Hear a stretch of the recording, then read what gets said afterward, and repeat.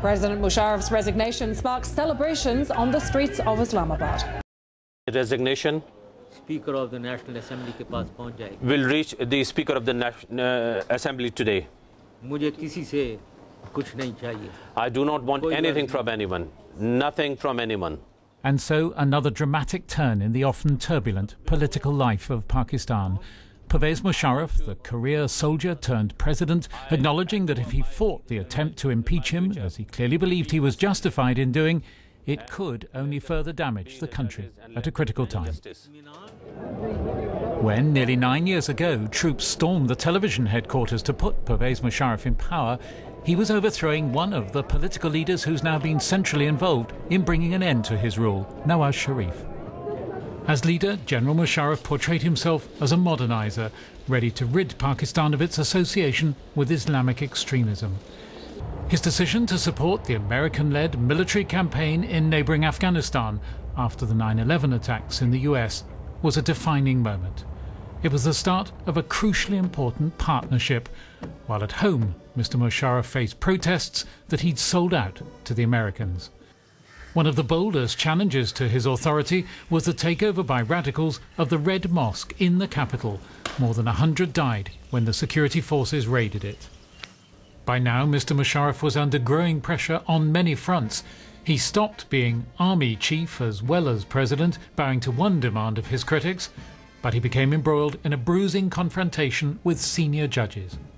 The killing of the former Prime Minister Benazir Bhutto just weeks after her return from exile gave Mr. Musharraf's political opponents their most powerful challenge to his claims that Pakistan's future was most secure in his hands. It was to be several months before they took to the streets with demands of this kind for an end to his presidency, but by now it was backed with a resounding election defeat for pro-Musharraf parties. The ruling coalition finally announced its intention of impeaching him. It has become imperative to move for impeachment under the Article 47 against General Musharraf. His opponents were now set on their course, undeterred by his appeals for reconciliation rather than confrontation. Finally, and in reality increasingly sidelined as president, he read the writing on the wall. But his departure, though immediately welcomed by his critics, also raises many questions about the future governance and direction of the country. Just gone 6 in the morning, so we don't have people coming out and speaking just yet. But no, you're absolutely right. I mean, over the last couple of years, there had been many signs that the United States was getting frustrated with the government of Pervez Musharraf, and its apparent lack of will or ability really to take control of those radicalized areas of Pakistan, particularly up there in the federally administered tribal areas, where the US believes the Taliban is offering shelter and protection to Osama bin Laden and Ayman al-Zawahiri. So the last couple of years, things have been getting rocky. The last few weeks, it was really becoming apparent that the United States was looking ahead beyond the government of Pervez Musharraf. Just yesterday, Secretary of State Rice was asked about the future of US-Pakistan relations, and she said that, you know, there were good discussions between the government of the US and that of Prime Minister Gilani. There was a joint interests there in fighting terrorism, and one constantly had the sense that a new relationship is at least in the process of being thought about, if not yet actually hammered out.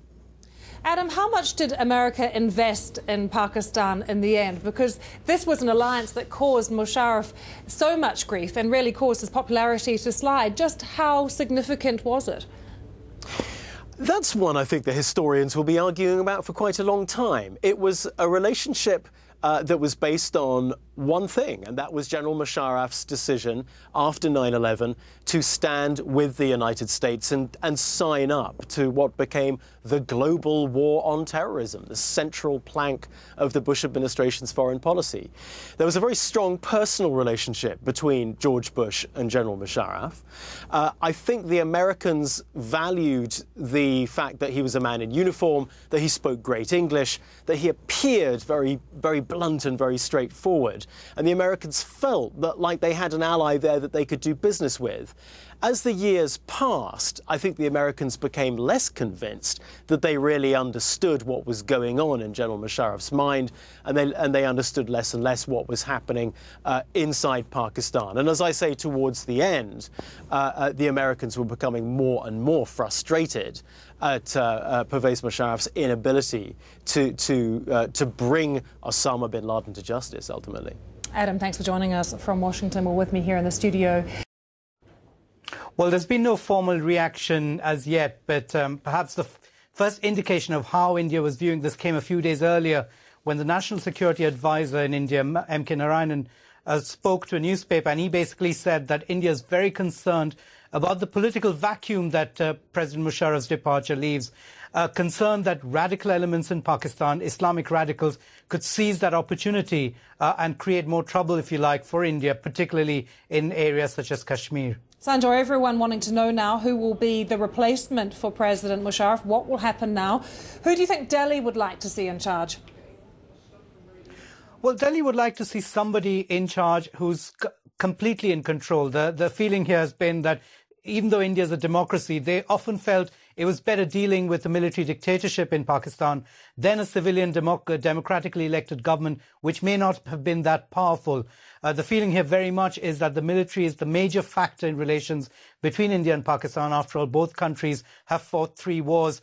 And so there's little point in having a peace process or some kind of a dialogue with a government that's in place that may not have the confidence of the military and indeed the intelligence services. So basically India is keeping its options open, very anxiously looking, I think, to see what happens in the days and weeks to come.